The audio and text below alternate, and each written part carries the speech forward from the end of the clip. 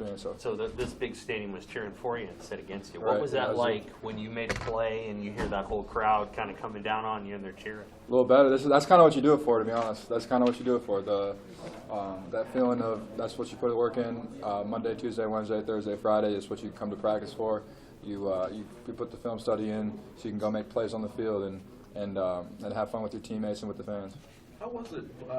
I know that you guys all like playing in front of the crowd again, but something that a lot of guys probably weren't used to after having what happened last year. I mean, What was the communication like? Was it tough to get adjusted to that with the crowd in there again? No, it was football needs fans. Football needs fans. We need fans there. Communication was not any different, I didn't think.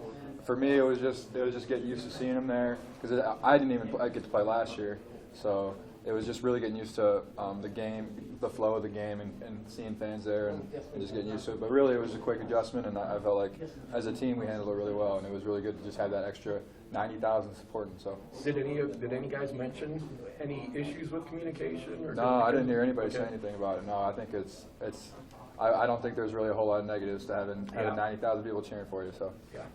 Chris, I know your division level that you played in at UNI was a level lower than what Buffalo is, but do you have a sense or do you have an understanding of like the perspective that those guys will bring into the stadium this week because you've done that, whether you played at Iowa or Iowa State? Yeah. I know UNI, my old school, just played Iowa State last week, and I think they only lost by 6. It was a close game right until the end. So, smaller schools like that, everybody's got I still have that chip on my shoulder where. None of these big schools offered me coming out of high school, and that's kind of how every single person on those teams are. Is these big schools didn't offer me out of high school. I got to go show what I can do and why they should why I should be playing at this level, and that's kind of how the attitude they take it. So they do extra film study, extra. That's kind of they get really hyped up for it, and we got to take it like it's every single other game. We can't treat Fordham any different than Oklahoma. We can't treat Buffalo any different than Oklahoma. We got to prepare the same way every week, in and out. Can you share some of that perspective with the guys in your team who've never been in that position of being an underdog or a smaller school? They've been an underdog, but not yeah. I mean, I think there's pretty good understanding. Mm-hmm. I don't know if I'm going to bring a whole lot of extra. Mm-hmm. I think everybody understands that like these smaller schools, that's kind of the way they're going to see it. A few people asked me about it, like what's it like to play, go from a smaller school then play a bigger school. But other than that, I feel like I can just. I definitely do have that perspective, though, yeah. Is Saturday what happened on that field, is that why you made the switch from FCS to Nebraska? No, definitely part of it. It's definitely part of it. There was a lot of factors that went into my decision, but I'm really happy I'm here, I'll say that. After the game, the Iowa State, Northern Iowa game was not over. No, it wasn't. It hadn't even started yet. Did you kind of try to check in on it, try to figure out what was going on? Yeah, my parents were actually in town. They came to town for the game. We went and watched the game at my house. Cheering everybody on. Yeah, I texted all before and after the game.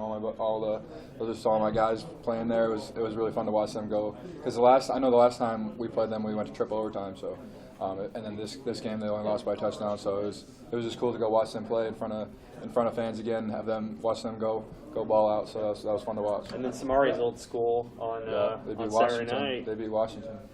Yep.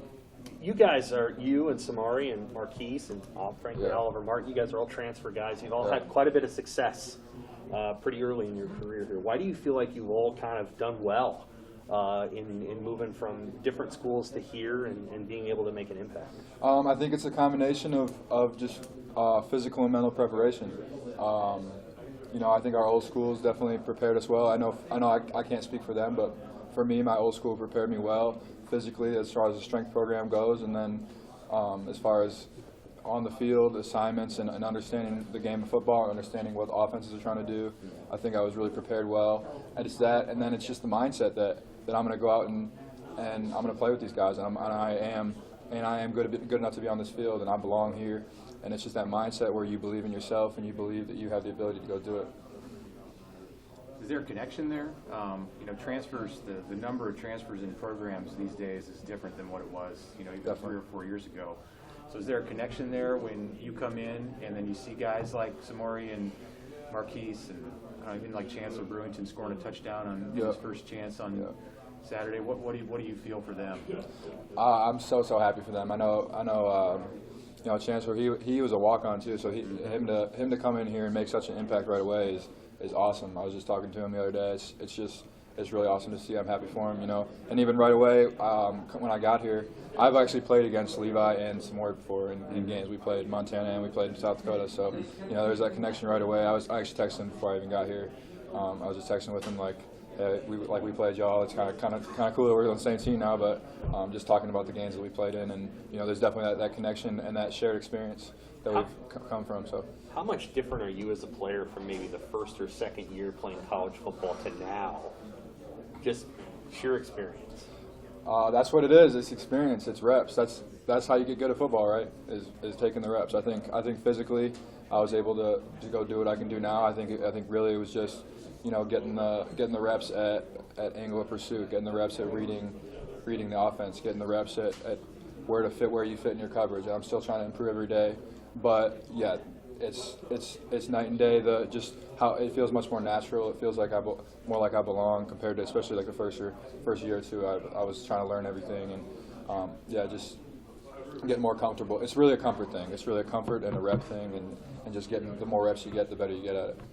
How do you see the changes in the transfer rules over the last couple of years, and what they've done to impact college football? You know, for good or for bad. What's your perspective on all of it?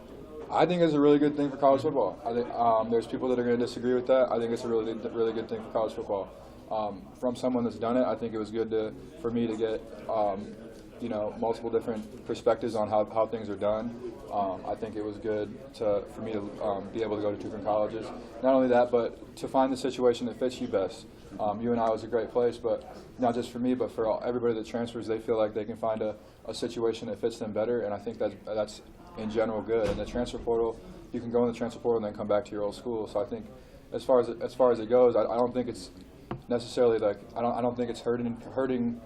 I don't even think it's hurting teams because it's guys that a lot of the time it's guys that aren't gonna play as much. They're gonna try and transfer and play and find somewhere to play. So I think it's almost leveling out the competition where guys are where if a team has a bunch of good receivers, say a receiver could go to a different school and play where he wouldn't play at a different school. So I think it's leveling out the competition. It's giving kids more opportunities to go show what they can do, and I think it's giving kids better opportunities. So I think all in all, it's a good thing for people.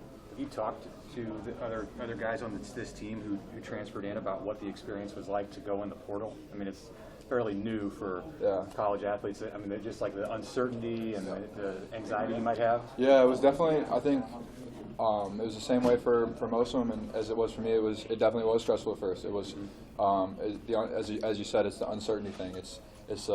I really don't know where I'm gonna end up. I have a good situation where I'm at, but I felt like I could go play at a bigger school, and I wanted to go do that. And I really didn't know how that was going to work out, and there's definitely some uncertainty, but you just have to take that risk. And really, that's pretty much how it is nobody really knows how it works.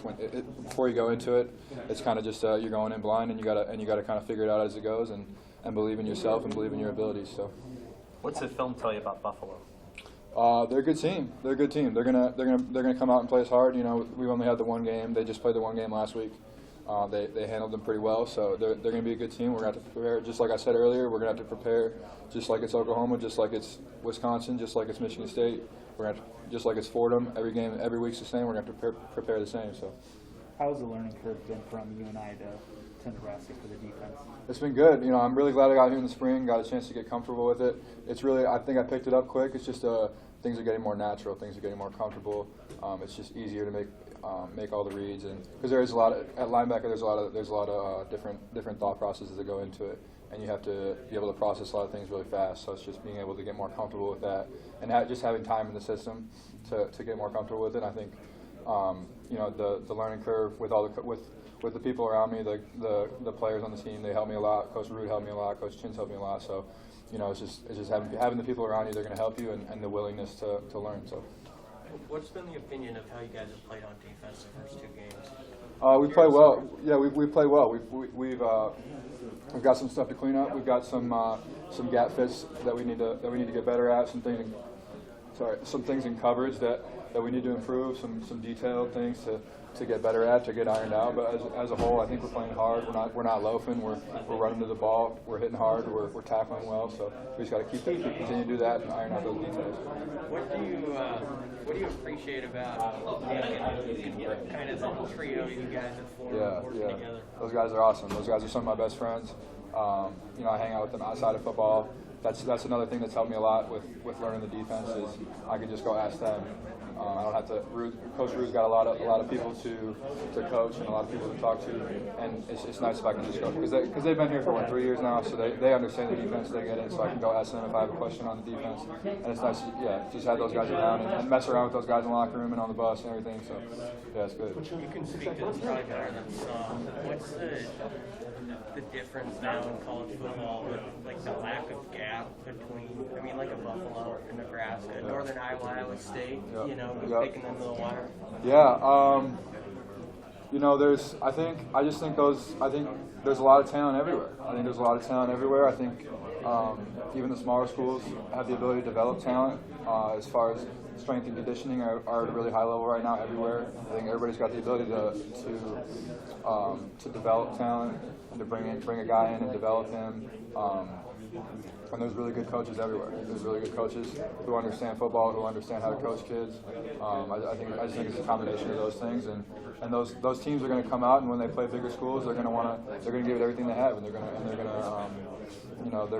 to give us their best shot in every smaller school that plays a bigger school. That's what they're going to do. So. That was going to be my follow-up. I wondered if you felt that when you were at Northern Iowa. Was there like an extra little?